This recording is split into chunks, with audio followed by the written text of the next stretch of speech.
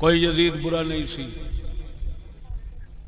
ظلم کیتا سو حسین پاک دا ذمہ داری کوئی نہیں، مکے مدینے والے نال کیتا سو، وہ بھی اسلے جسلے او مخالف اٹھے نے انہاں بغاوت کیتی، اس وقت انہیں اپنا بہانہ سمجھ کے جو کیتا ہے سمجھ نہیں لگی، باقی راہ زنا کردا سی، شراب پیندا سی، چٹا کوڑ کوئی معاملہ اور بیٹھا کسی نو لیاؤ میرے سامنے صرف چوں کر کے ویکھے چوں، یہ حضور دے جوڑے پاک دا صدقہ اتھے ہی موتر نہ سکاواں مینوں چشتی نہ آتی، تماشا بنایا حضور دی امت نو، حضور دے صحابہ نو گالاں کڈا کڈا کے لعنتی مولویاں نے تباہی پھیر دتی، او یزید دا ابا نہیں سی تے فلا کتی دیا پترا یزید دے ابا رہیا تو یزید دے گوں ورگا بھی نہیں، کہ گویا میں نے خواب میں دیکھا کہ یزید ابن معاویہ سے میری ملاقات ہوتی ہے، اور یزید سے ہم نے کہا کہ کیا آپ نے حضرت حسین کو قتل کیا ہے رضی اللہ تعالیٰ عنہ؟ اس نے کہا نہیں۔ تو پھر ہم نے پوچھا کہ اللہ نے تمہارے ساتھ کیا معاملہ کیا؟ تو یزید نے جواب دیا کہ اللہ تعالیٰ نے مجھے معاف کیا۔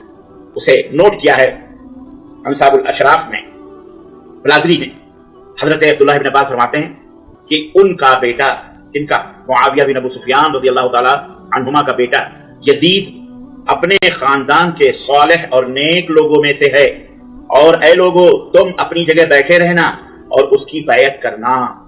یہ کون کہہ رہے ہیں؟ یہ کون کہہ رہے ہیں؟ سیدنا عبداللہ بن عباس رضی اللہ تعالیٰ عنہ۔ اور اگر عالم کا کھیل کھیلنا ہے تو پھر ہمارے پاس بھی اہل السنہ والجماعہ کے پاس بھی جلیل القدر علماء چوٹی کے علماء ہیں، امام غزالی ہیں، امام ابو بکر ہیں، امام ابن العربی مالکی رحمہ اللہ، امام عبد المغیث حنبلی جیسے ائمہ رحمہ اللہ موجود ہیں جو کہ یزید کی منقبت کے قائل ہیں، ان کے مدح و ستائش کے قائل ہیں۔ باقی یزید کے فاسق اور یزید کے ظالم ہونے سے متعلق جو الزامات عائد کیے جاتے ہیں ان کا جواب کسی اور کو کیا دینا ہے؟ خود حضرت حسین بن علی رضی اللہ تعالی عنہما کے برادر کبیر، خود ان کے بھائی حضرت محمد بن حنفیہ رحمہ اللہ دے چکے، جبکہ ان سے واقع حرہ کے موقع پر جو کہ واقع کربلا کے بعد پیش آیا تھا، عبداللہ بن مطیع نے یزید بن معاویہ پر فسق و فجور کا الزام لگا کر بیعت توڑنے پر جب ان سے اصرار کیا تو محمد بن علی یعنی محمد بن حنفیہ رحمہ اللہ نے ان کو جواب دیا، اور بڑا وہ جواب جو تھا وہ سنہری حرفوں سے لکھے جانے کے قابل ہے۔ انہوں نے کہا کہ میں یزید کے پاس گیا ہوں، اس کے پاس رہا ہوں، میں نے تو اس کو صلاح کا پابند پایا، کار خیر میں سرگرم پایا، فقہ پر گفتگو کرتے ہوئے پابند سنت میں نے اس کو پایا۔ امام ابن کثیر، حافظ ابن کثیر نے البدایہ والنہایہ میں اس واقعے کا ذکر فرمایا۔ یہ معاملہ دن کا نہیں، رات میں 1 گھنٹے میں سب ختم ہو گیا، اور یہ کرنے والے کون تھے؟ یہ سب کے سب سبائی تھے، جو نہ حسین کے تھے نہ یزید کے تھے۔ رہا معاملہ گردنیں کاٹ کر کے ان کے اوپر گھوڑے دوڑانا، سر حسین کا دمشق لے جایا جانا، یزید کا ان کے ہونٹوں کے اوپر، کہا جاتا ہے کہ جس ہونٹ کو رسول بوسا دیتے تھے اس کے اوپر اس نے چھری ماری، بالکل غلط بات ہے۔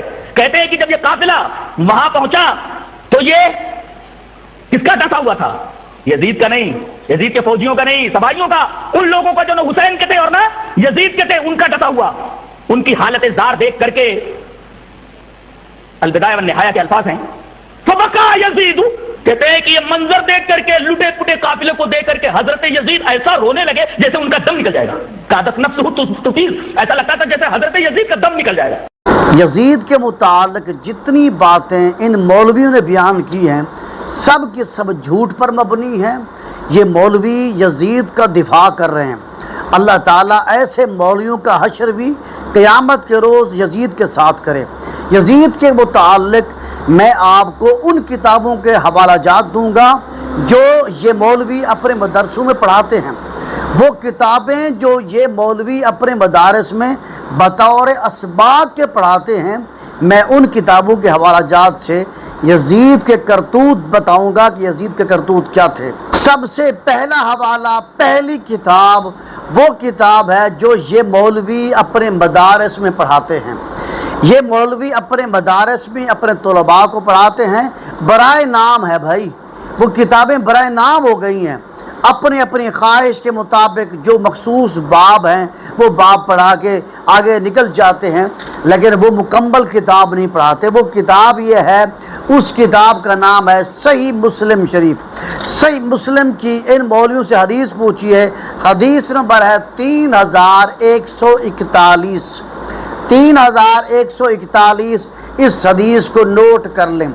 इन मौलवियों के सर पे कुरान रखो और कहो कि सही मुस्लिम की हदीस नंबर 3141 हमें बताइए कि इस हदीस में क्या है। तो मेरे भाइयों, ये मौलवी आपको बताने वाले नहीं हैं।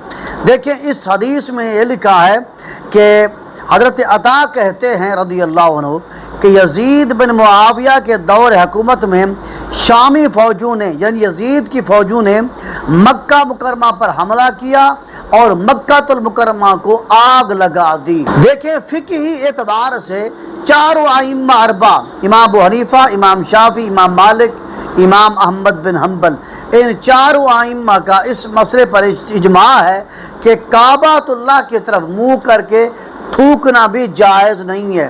काबातुल्लाह की तरफ पीठ करके या मुंह करके छोटा बड़ा पेशाब करना भी जायज़ नहीं है।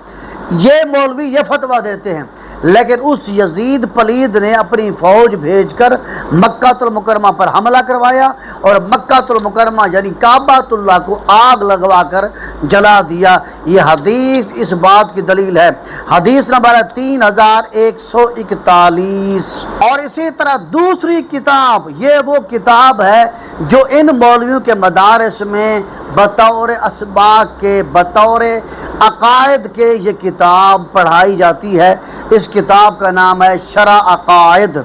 अल्लामा तफ्ताज़ानी इसके मुसन्निफ हैं, इन्होंने लिखी है इस किताब को। और ये शरअ अकायद वो किताब है जो ये मौलवी हो बड़ी बड़ी पगड़ी वाला, हाँ, चिश्ती अपने आप कहने वाला, फजल चिश्ती, यजीद का बेटा, ये यजीद का बेटा है। और ये यजीद यहाँ पाकिस्तान आया था, यहाँ बस वो चक्कर लगा के फिर वो शाम चला गया और वहीं मर गया। उसके नुतफ़ा से ये फजल चिश्ती पैदा हुआ, ये उसका बेटा है यजीद का। तो जो इसका दिफा कर रहे हैं ना, और बाकी जो मौलवी हैं दिफा कर रहे हैं यजीद का, वो यजीद के जो दिफा करने वाले मौलवी हैं वो भी यजीद के जो है ना वो बेटे हैं उसके, ये उसके औलाद हैं। वो यजीद इनका बाप था। शरअ अकायद में अल्लामा तफ्ताज़ानी लिखते हैं कि हम यजीद के मामला में कोई तवक्कुफ़ नहीं करते, ना उसके ईमान में तवक्कुफ़ करते हैं। उस पर यानी यजीद पर और उसके हामियों पर और उसके मददगारों पर अल्लाह ताला की लानत हो। तो अल्लामा तफ्ताज़ानी साहब, वो अल्लामा साहब जिनकी किताब इन मौलवियों के मदरसों में पढ़ाई जाती है, ये मौलवी पढ़ाते हैं, लेकिन ये बाप ये नहीं पढ़ाएंगे, क्योंकि ये बाप अगर पढ़ा दिया तो फिर ज़ाहिर है इनके अब्बा पर लानत हो जाएगी। इसलिए ये लोग जो है ना वो तलबा को ये किताब, इस किताब के सबक ही नहीं देते। लिहाजा ये मौलवी ये बाप पढ़ाते ही नहीं हैं कि अल्लामा तफ्ताज़ानी ने शरअ अकायद में मुसलमानों को एक अक़ीदा दिया है, नज़रिया दिया है कि तुम्हारा अक़ीदा यजीद के मुतालिक कौन सा होना चाहिए। उन्होंने अक़ीदा दे दिया कि यजीद पर, उसके हामियों पर, उसके मददगारों पर अल्लाह ताला की लानत बरसती रहे। यौम हर्रा में कितने लोग शहीद हुए थे। इन मौलवियों के सर पे कुरान रखो, इनसे हल्फ लो, इन्हें कहो कि बताओ कि वाक़या हर्रा क्या है। उस वाक़या हर्रा, यौम हर्रा में कितने मुसलमान शहीद हुए थे।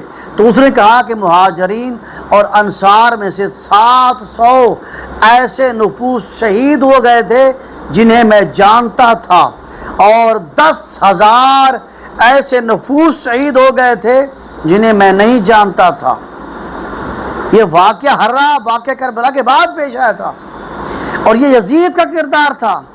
कुरान में अल्लाह ताला फरमाता है मकाम पर, इसका मफहूम यह है कि जिसने किसी एक जान को कत्ल किया, समझो उसने पूरे जहान को कत्ल किया, और उसके बदले में अल्लाह ताला उस शख्स को जहन्नम में डालेगा। मतलब क्या है कि भाई और लोगों के लिए और कानून, ये कोई पाकिस्तान का कानून थोड़ी है, गरीब के लिए अलग कानून, अमीर के लिए अलग कानून नहीं। दीन इस्लाम में किसी के लिए कोई रियायत नहीं है, चाहे वो अमीर हो, चाहे वो गरीब हो, चाहे फ़कीर हो, चाहे आलिम हो, फाजिल हो, मुफ्ती हो, कोई भी हो, कुरान की निगाह में इंसान है। तो मेरे भाइयों, यजीद ने इतने बंदे कत्ल करवाए थे।